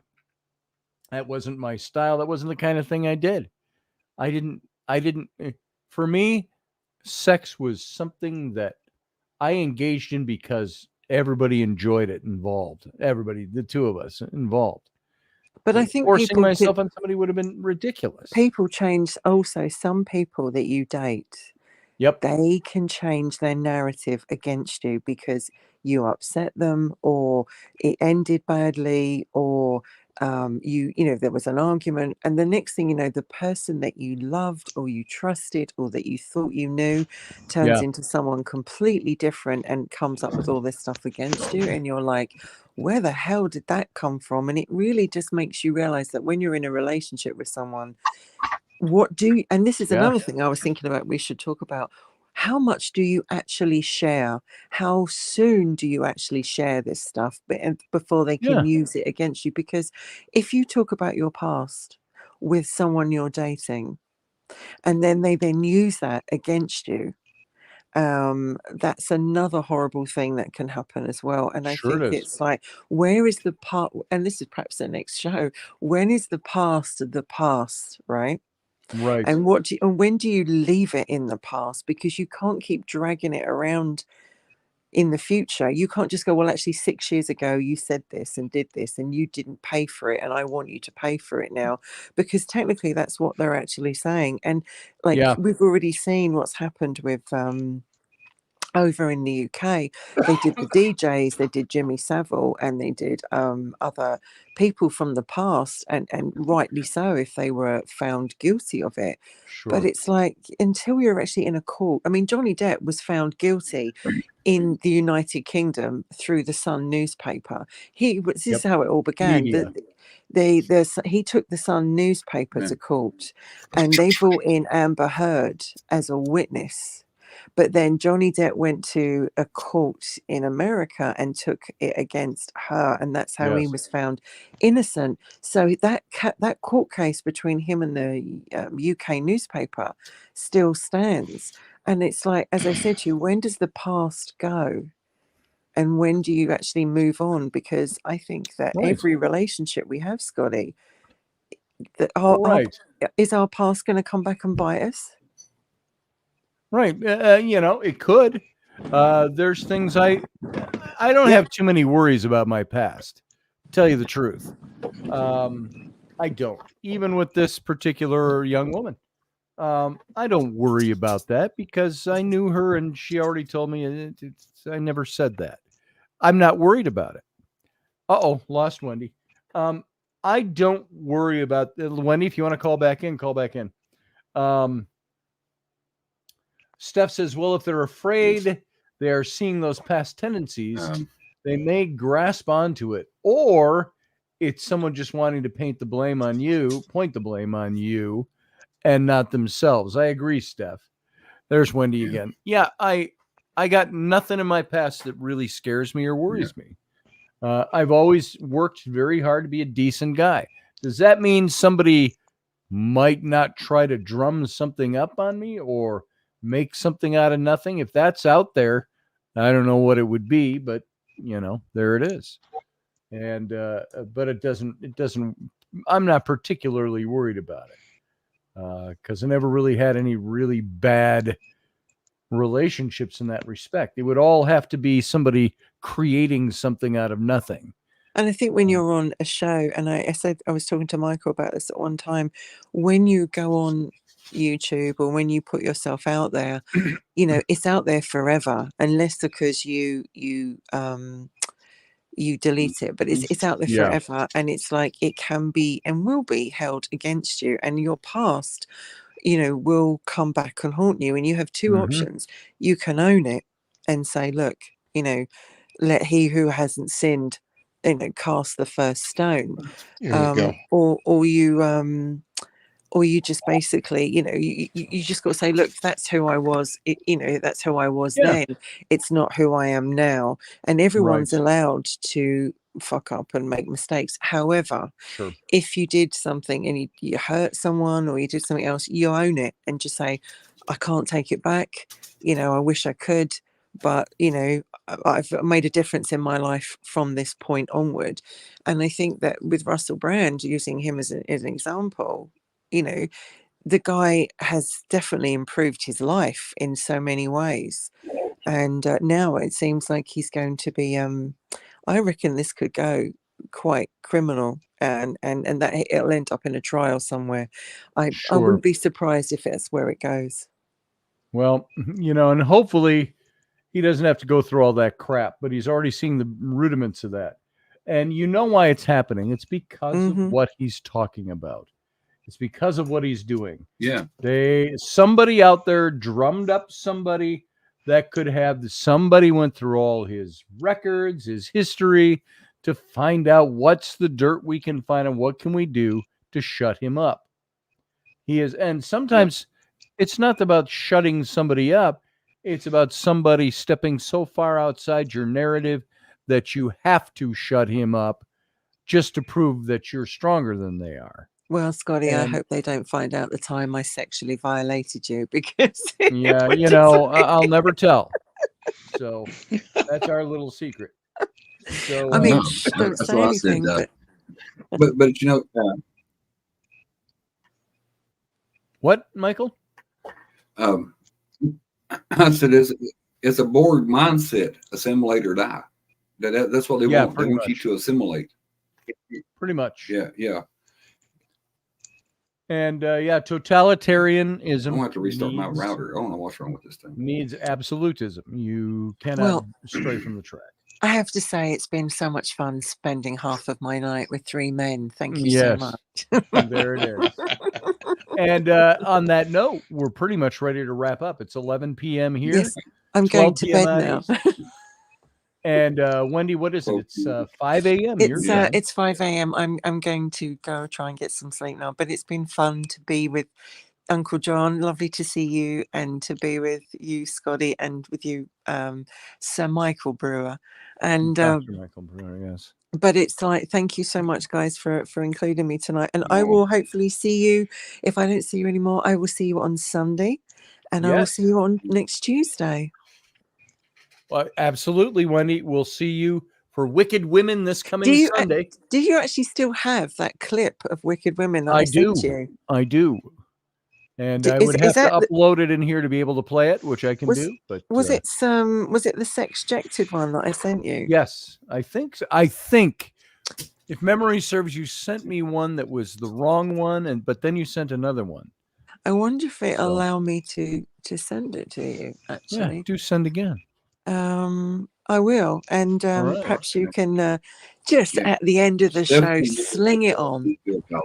Yeah, not tonight. I won't, because I'd have to upload it. But all right, Wendy. Boys, have a great night. Love you. Talk to you soon. Love you too. Bye. Bye. Bye. See you, Michael. Oh, Michael's gone too. Oh, John's gone. There, everybody's gone. So, folks, I want to thank you all for being here. Thanks for being part of the show. We're going to get out of here.